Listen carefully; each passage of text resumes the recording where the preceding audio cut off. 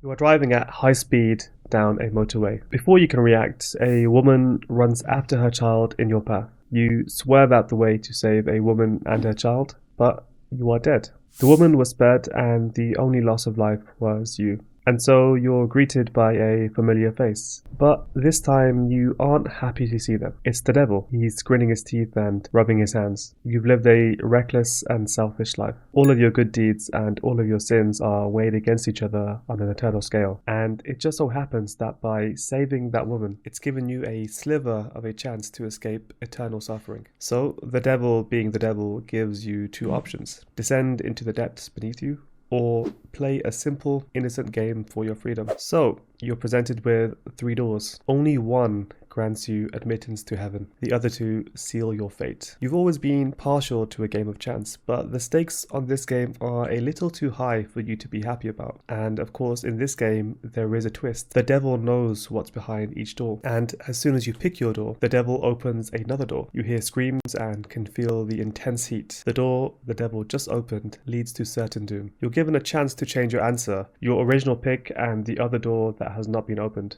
There must be some kind of trick. Surely it makes no difference whether or not you change your answer. So you keep the door you'd settled on, and with a flick of the devil's wrist, he reveals what is behind the door you could have picked. You smell the faint smell of freshly baked bread. You see your first love and she has forgotten all about your infidelity. But more than that, a subtle but overwhelming sense of calm. Before you have a chance to cherish this feeling, you're pulled into the door you picked, doomed to suffer for eternity. This is the crux of the Monty problem. How is it that by changing your answer, you would increase your chances of glory? I was skeptical at first too, but after running the simulation, it is indeed observable and significant enough to be true. The key point here is that the devil knows what's behind each door. So, imagine a game show hosted by the devil who knows what's behind each door. This is how it would unfold. You're presented with three doors: door A, door B, and door C. You choose door A. The devil, knowing what's behind each door, reveals hell behind door C. You're now given a chance to stick with door A or switch to door B. At first glance, it might seem like a 50-50 chance, but here's the twist. You have a better chance of winning if you switch.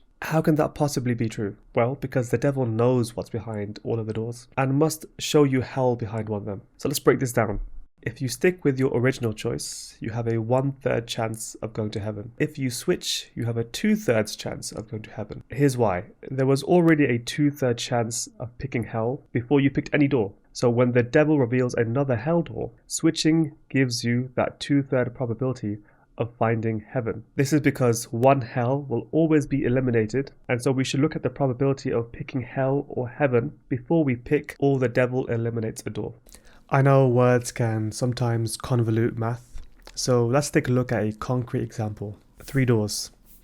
You can clearly see what is behind each door, and we'll take a look at the chances of going to heaven if we do not switch. So we pick door A, the devil reveals hell in door B, we stick to door A, and we go to hell. We pick door B, the devil reveals hell in door A, we stick with door B, and we go to hell. We pick door C, the devil reveals either door A or B, we stick with C and go to heaven. As you can see, this is a 1/3 chance of going to heaven.